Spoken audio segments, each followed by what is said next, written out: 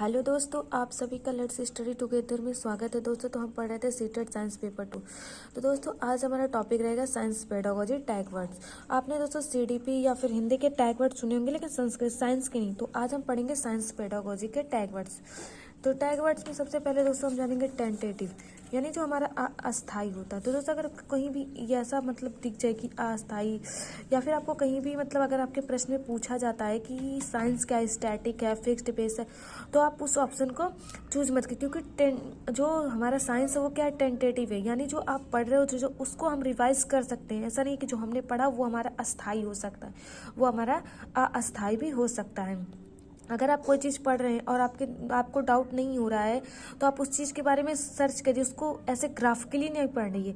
तो आपका क्या होता है, ज्ञान होता है वो अस्थाई होता है, स्टैटिक नहीं होता। उसके बाद से आता है स्पेक्टिज्म, जो संदेह।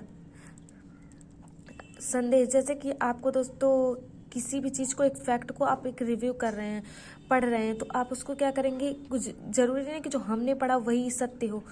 उसमें आप क्या खुद देखेंगे, उसको चेक करेंगे। और अगर यहाँ पे ऑप्शन दिया हो कि ट्रू करने के लिए, जैसे एक से कई ऑप्शन होते हैं, तो आप सबसे ज़्यादा प्रेफरेंस आपके किसको देंगे, चाइल्ड को देंगे। उसके बाद से अगर एक से अदर मतलब ऐसे बहुत सारे ऑप्शन होते हैं जिसमें 2 या 3 ऑप्शन, तो आप सेकंड पे साइंस और थर्ड पे इन्वायरमेंट को चूज कर सकते।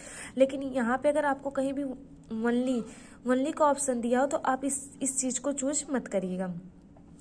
उसके बाद से एक्टिविटी बेस्ड होता है दोस्तों, जो एक्टिविटी जो ऑब्जर्वेशन। अगर आप साइंस सीटेड जो मतलब सेकंड पेपर होता है, उसको अगर आप चेक करेंगे तो उसमें आपने देखेंगे कि ऑब्जर्वेशंस के अकॉर्डिंग कई क्वेश्चंस पूछे गए हैं। उसके साथ है कॉन्सेप्ट मैपिंग, एंडीकोटल रिपोर्ट और पोर्टफोलियो। ये चीज़ें क्या होती है दोस्तों, ये एक पॉजिटिव चीज़ है। तो जैसे आप पूछेंगे कि कॉन्सेप्ट मैपिंग क्या है, तो दोस्तों कॉन्सेप्ट मैपिंग का मतलब है, जैसे हमने आपको साइंस से पढ़ा एसिड और बेस। जब हमने आपको बोला कि इसे ऑब्जर्वेशन करने के लिए, तो आप कुछ ना कुछ एसिड या बेस के उसके डिफरेंस निकालेंगे, उसके मतलब मैप अपने अकॉर्डिंग कुछ ना कुछ उस चीज़ के बारे में लिखेंगे। तो ये था दोस्तों। उसके बाद से जैसे कि आपको 30 नंबर का एनसीईआरटी का प्रश्न होता है, तो जो इसमें एनसीईआरटी जिसमें 20 नंबर की जो हमारी एनसीईआरटी होती है वो एग्जैक्ट पूछी जाती है, और 10 नंबर का जो होता है वो पेडागोजी होता है।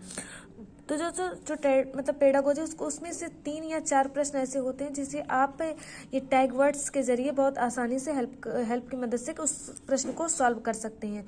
और जो 20 नंबर का एनसीईआरटी है, तो उसके लिए आप मतलब जो हमारे डिस्क्रिप्शन लेंगे उस पे जाके आप सारे टॉपिक को कवर कर सकते हैं। तो आई होप दोस्तों आप सभी को ये सारी चीज़ें समझ में आई हो। Thank you for watching.